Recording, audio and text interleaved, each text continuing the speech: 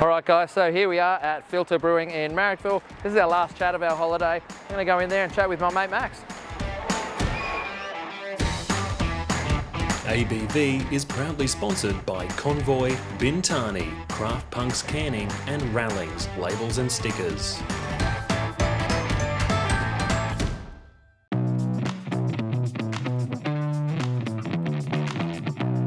Alright mate, it's been a long time seeing ya. Pleasure to meet you. Yeah. See you, sorry. That's right, see you. yeah. We know each other. That's right, we do.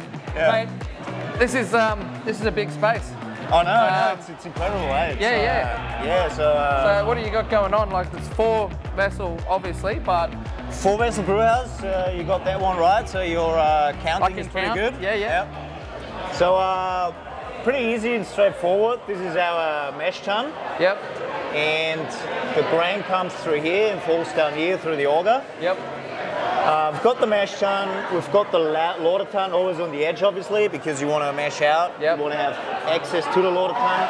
Yep. Then the separation from the grain is going straight into the kettle, which Cool. is here. So we're going to have the kettle here for work boiling and stuff. Yep. And then the last one at the end, the whirlpool. And what sort of heck have you got going on? Like how big are these? So this one is a 25 hectolitre brew house. Yep. And we can max it out to 30 hectolitre if we wanted to. Yep. But we usually don't because we optimized having 3 brews per day. Yep. And then the 4th one is the next day, and that's how we fill one of the 100 hectolitre tanks. Yeah, okay. Yeah. Yep. The that process that you go in, like how far can you get as soon as that's gone into lauter? Yeah. Are you mashing again? Yeah. Straight away, or like? It's almost straight away. So we'll order for a while, and after like quarter through, we mash again. So Yep. it is a very back-to-back process. Yep. It would probably go a little bit faster if the auger was a little bit shorter. Yep. But it's just how the way it's been designed. But Yeah. we just worked it all out, so the timing is actually perfect. And we actually, from the beginning till now, we kind of optimized our whole brewing processes. Yep. Time-wise, efficiencies all went up. Yeah. Yeah. So you're doing 3 turns. How long does a brew day take when you? So the first one, our first brewer is actually a very early bird, starts at 5. Yep. And then we have shifts that lay over. Yep. And the last one, or the brewer who actually finishes up, starts around 9:30. Yep. And is here till like 5:36. Hey, okay. But it's always a good layover because so we don't actually have separated shifts Yep. unless we increase in capacity at some point. Yeah. We might do 4 brews per day. Yep. Then it would be proper shifts. But Yeah. now Because layover then shifts. you can do 1 tank in 1 day. That's it, yeah. Yep. But at the moment, no need to. With Yep. capacity, what we have, 3 brews per day, absolutely doable and Yeah. absolutely within reason. The other thing is if we wanted to upgrade to 4 brews per day, we might have to upgrade with a cold liquor tank and a hot liquor tank Oh yeah. Yep. because the filling and heating of the tank just doesn't quite keep up. Yeah. That's The it, yeah. that 4th brew on the next day, Yeah. the yeast would already be chugging. Yeah. How do you make sure that you don't hinder that by?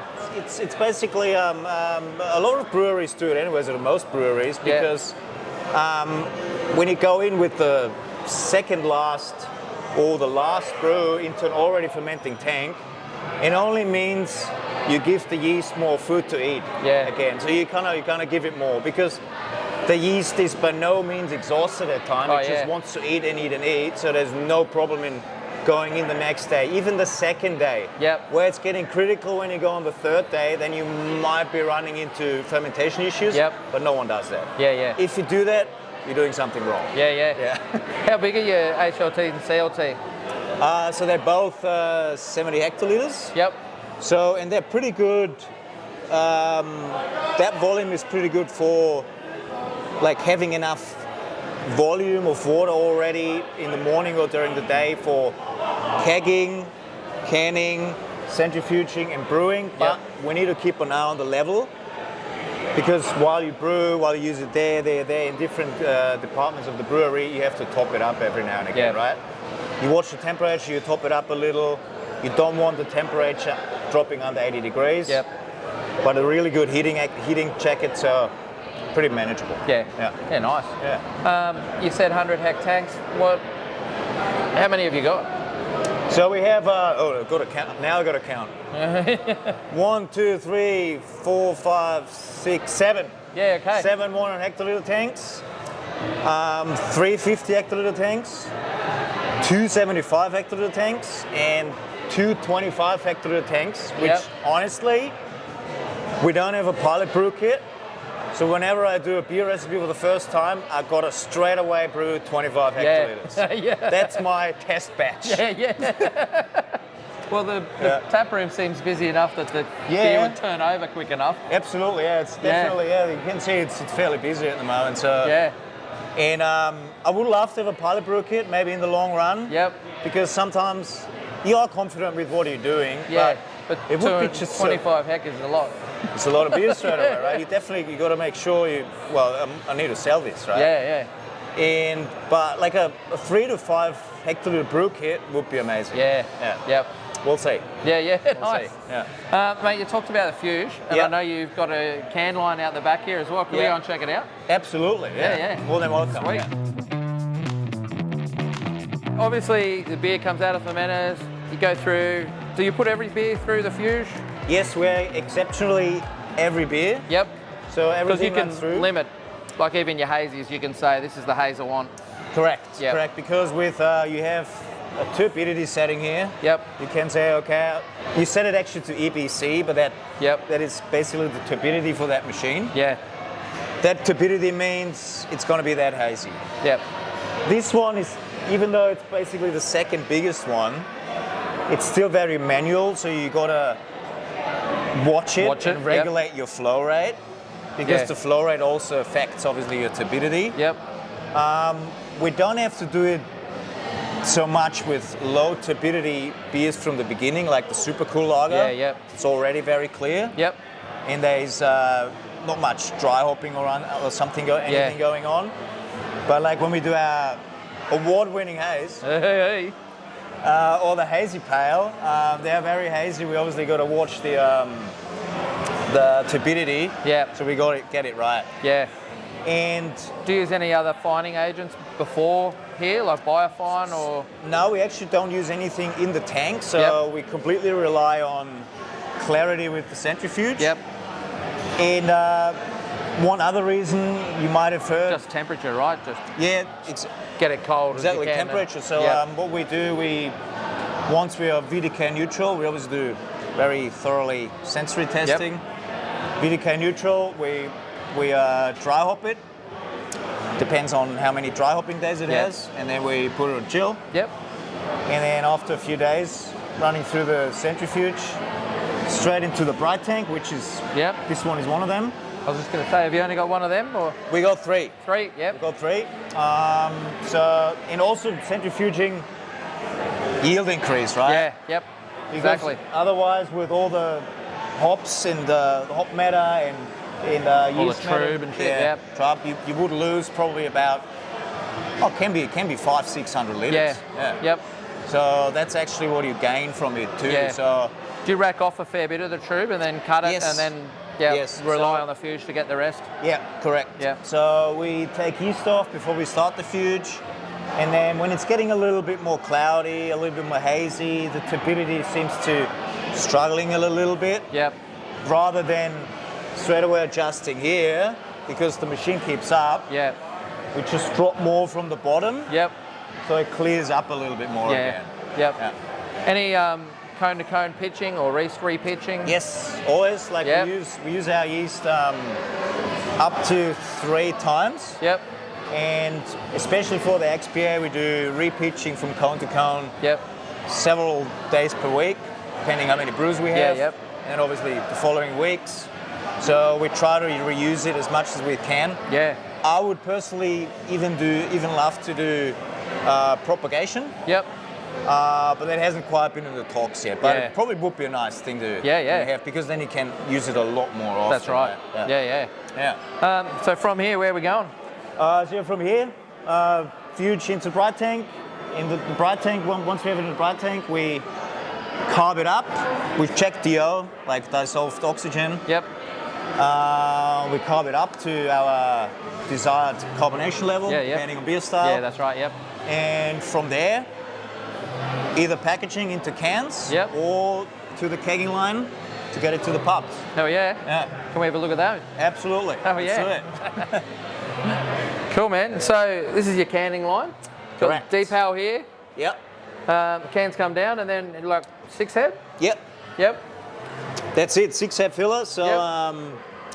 So as you see the rail cans Yep. coming down here, then you've got the little printing head coming on here on the conveyor.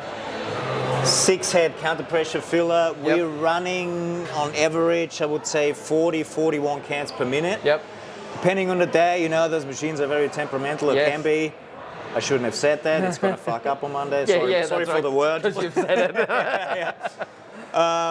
So sometimes we can actually bump it up to 43, 44 cans Yep. per minute, but that's pretty much maximum. Yeah. Otherwise, you're going to have downtime. Yep. Yeah, you just want that sweet spot. You just want that sweet spot. That's all you want. You don't want to push it, right? Yeah. So once that's done, coming out again, lid coming down here. You've got your lid sleeve up here. Can comes in, lid drops down, and then we've got an Op2 and Op1 seamer. Yep. And once that thing is correctly set in the morning, which is very good on that machine, we pretty much Yep. got it to like a point where we're very confident about, like, boom, we need the seams at those specs. Yep. It's done straight away, and then Yeah. the thing runs, just goes. And yeah, seaming, two seams. Yep. Coming out here, then you've got a little can washer here, Yep. and a blow dryer. Then you've got a bit of a accumulation conveyor area here, Yeah. just in case there's some congestion here. But once it comes out here, comes down here, and that is our 4-pack clipper. Yep. So 4 cans come into here. Can also be sometimes a little bit temperamental. Yes, But yep. every But little bit. it's a lot of yeah. machinery that, you know, something little just can go wrong. So yeah, yeah. Right, and pack techs can just get caught. Yeah, Or, exactly. like, any of them. Exactly. They just get caught on one. can It doesn't get- matter which ones. Get caught, you can get double drop lid. Yep. I gotta say though, we don't use PackTech anymore. We use Yep. Echo Grip Yeah, cool. because they're an Australian company. Nice. So we obviously supporting an Australian. 100%. Yeah, yeah. Australian. Definitely industry. name them. That's great. Yeah, there you go. And yeah, 4-pack coming out here, and then we usually have a table here Yep. and pack it into the cans. Into the cases. And then we have this green machine down here, which I got end of November last year, which is an absolute game changer. Yep. It's a case taper. Yeah. It's amazing because we don't have to pre-tape the bottom of the boxes before the canning run. Build the box and Just full build the sand. books, put the 4-packs in, and it tapes it on the bottom and on the top. Yep. Off the conveyor, onto the pallet. Do you want to grab a beer and sit down and talk more beer stuff? Mate, I was wondering when you come up with that one.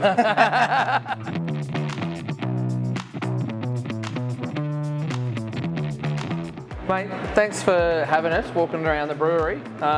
We're still in the brewery here. There's like literally fermentation going on right behind your back pocket there. Any of these, I didn't ask you before, any of these serving tanks direct to the bar? You do any serving tanks for the bar? Very good question, but so these are 2 100 hectoliter tanks and 275 hectoliter tanks. I think they would almost a little bit It'll be a bit too big. for it, but Yeah. that would be actually amazing. But as I said before, I would love to have like a 3 to 5 hectoliter pilot brew kit. Yep. And if we had a little fermenter for that goes straight to the bar, that would be amazing. Yeah. Also, you're right about the bubbling. I just noticed it. It's like perfect spot for the podcast. Yeah, Isn't it? it's going, isn't it? It's charging along. Yeah. When was that brewed? Thursday? That must have been. So hang on, that's McLovin. So we give all our tanks Yep. names. McLovin, we started brewing, or we put in tank last Tuesday. Yep. So that's why it's obviously in primary right now. Yeah. Full Bubbling charge. away. Hopefully we're not fainting because of all the CO2. someone will be able to pick us up and say it's not the beer. You'd hope so. Yeah. Mate, so let's go back to you starting in brewing. I obviously know a lot of that, but the punters don't. Like, I've known you for 5 years now, after meeting out at ESCO, which was Australian Brewery at the time. And we've just stayed in touch, giving each other shit and picking on each other.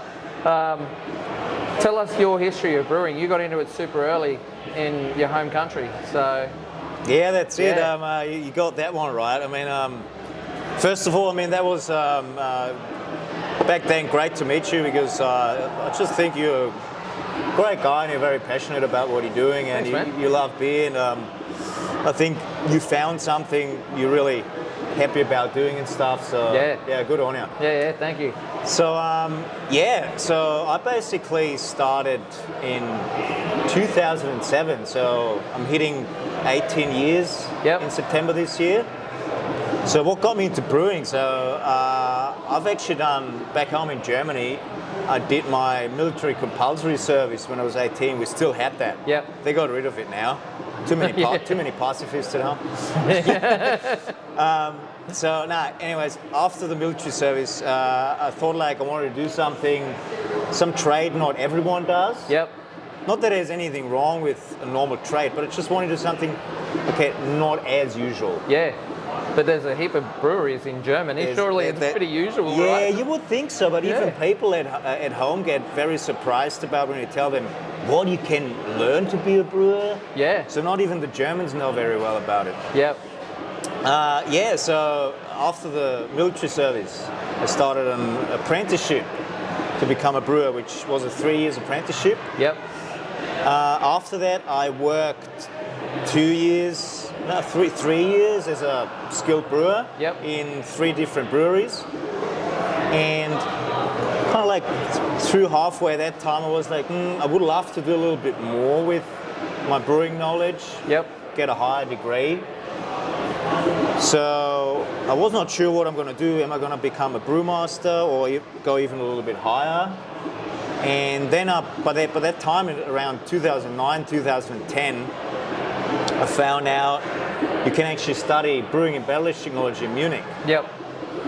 And I had my high school degree, and I was like, okay, I'm going to enroll in this. So I started studying that. Started 2012. Was a 5 years bachelor degree. Covers a lot of stuff: brewing, distilling, winemaking, microbiology, water technology.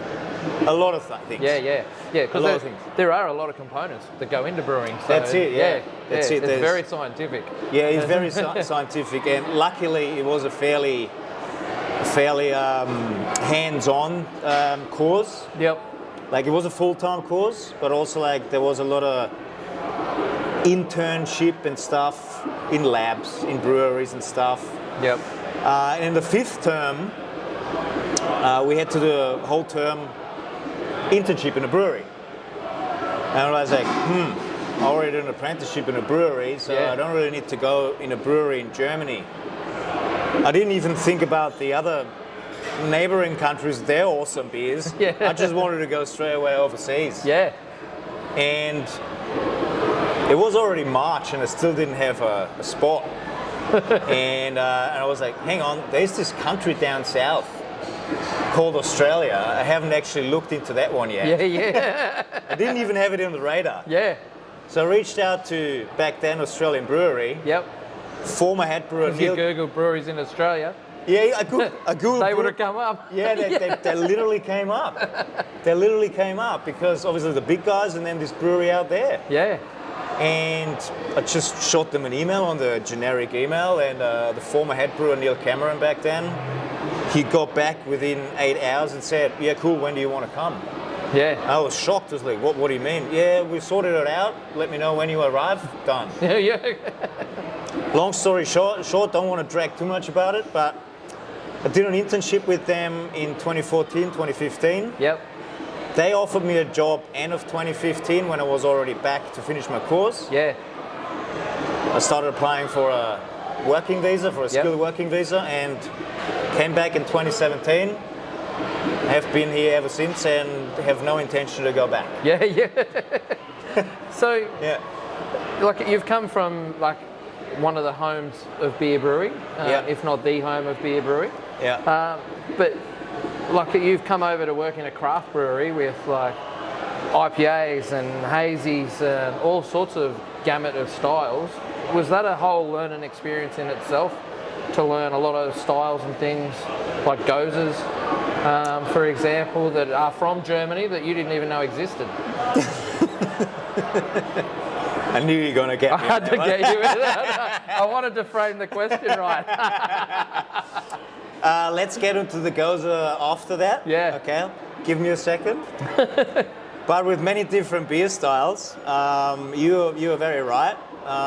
Because we don't have that variety of beer styles back home. Yep. We do, but not in like, we can't experiment that much because of the German purity law. Yep.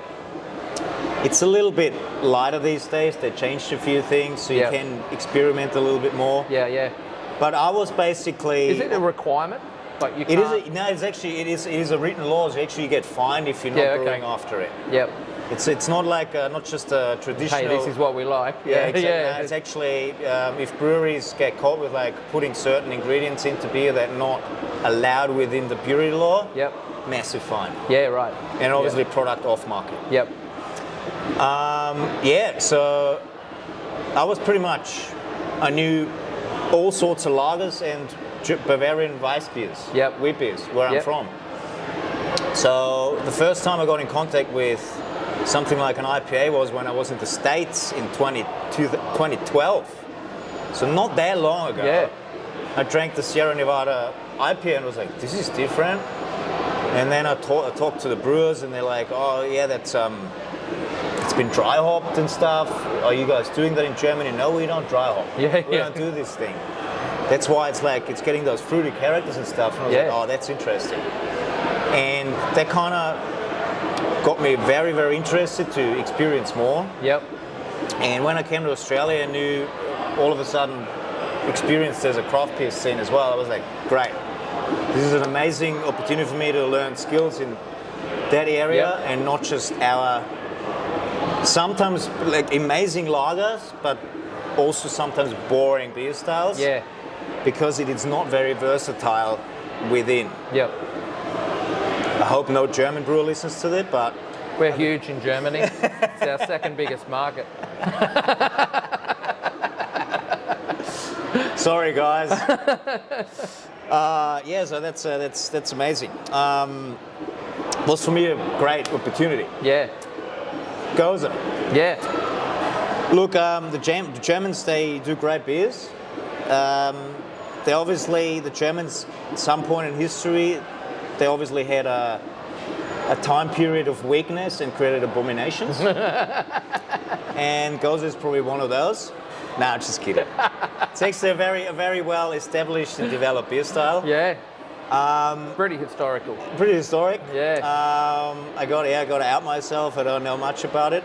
I had to learn through Etsy what that beer style is. It was a fun experience. I remember the way you were asking me questions when I was talking to you about Goza, and you were going, "Oh yeah, where's that from?" And I'm like, "Germany," and you're like, "Nah," and I'm like, shit, have I got it wrong? I started to doubt myself. But I doubted, I was like, oh my God, if that's from Germany, who am I?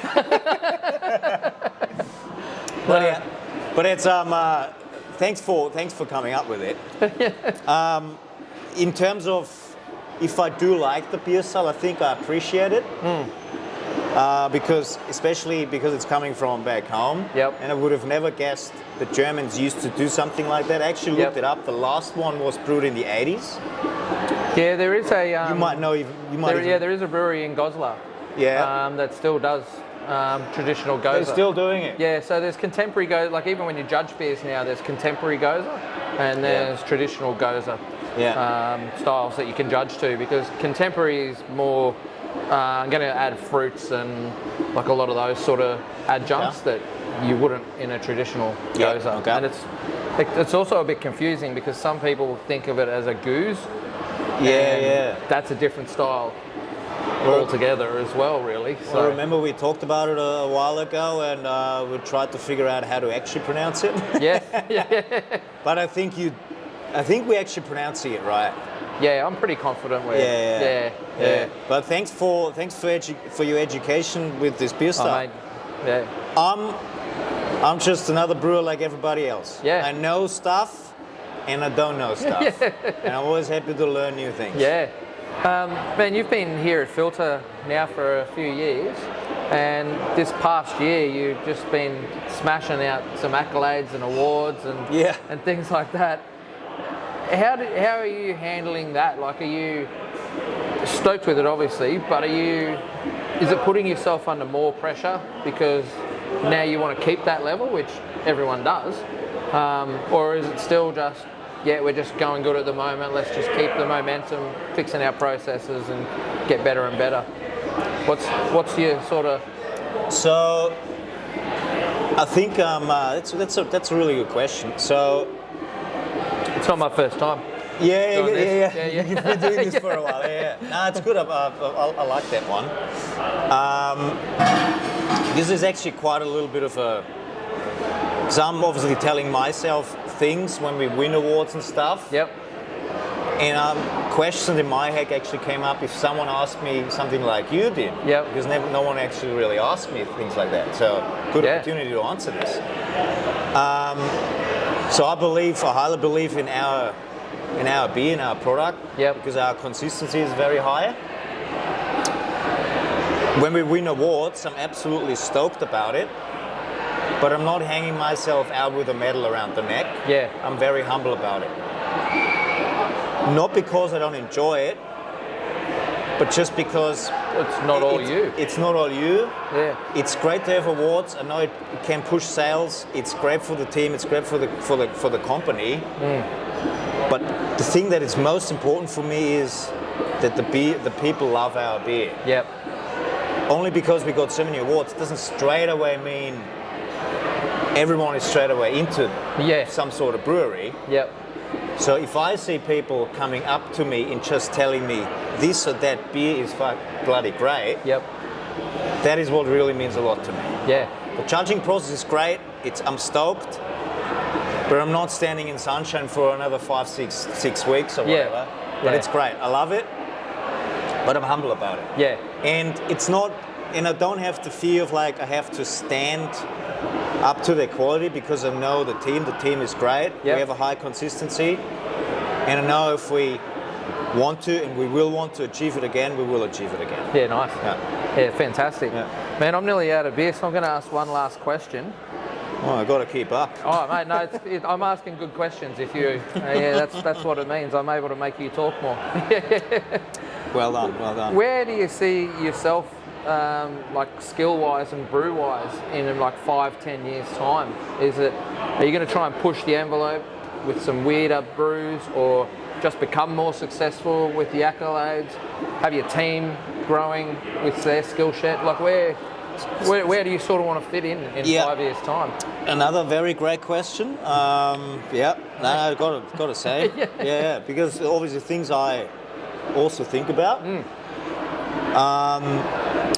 Look, first of all, and I said that to my team after we won the ABO Awards this year. I've never worked with such a great team. Yep. Literally in my 18 years brewing experience. And I would love to, if possible with this company, I would love to grow this as far as it gets. Yep. And get a bigger team. I'm a head brewer here. I'm running the production.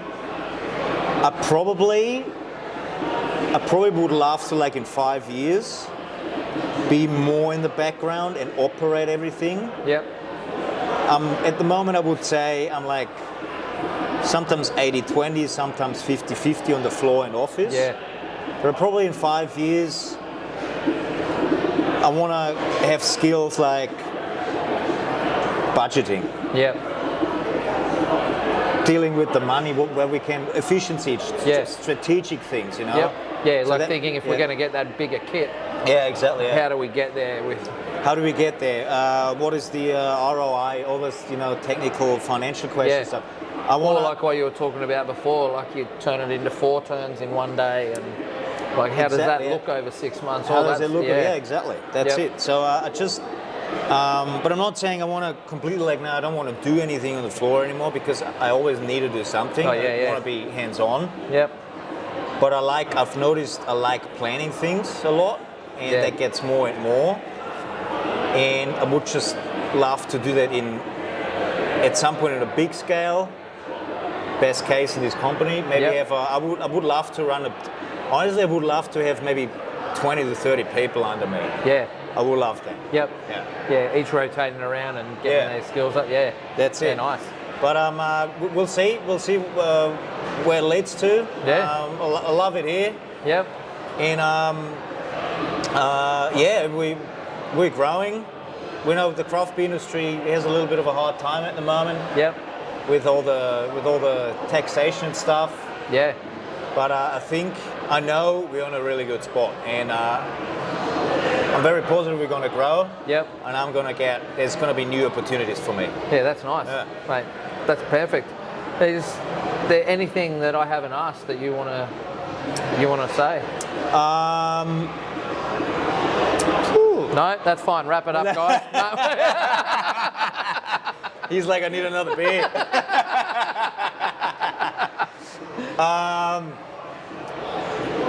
Oh yeah, there was one thing. Sorry that we didn't go out with you last time when you were here the first I time. know. Yeah, I wandered around Marickville all on my own. So for the listeners, James and I, we left him a little bit hanging. I don't know why. When he was here the first time in Sydney. I think you all thought I was leaving on the Friday. Yeah, probably. Yeah. But we'll make up for it tonight. Yes, mate. Yeah, we will. Thank you. Thank you so much for spending time showing us around and sitting down today. I know. My pleasure. Thanks for choosing Philter, me, Yeah. the team. Of course. No, great. And if you want to have a chat in the future again, I'm here. Yeah. No, perfect, man. Thanks, mate. Thank you. Thanks, Edsy.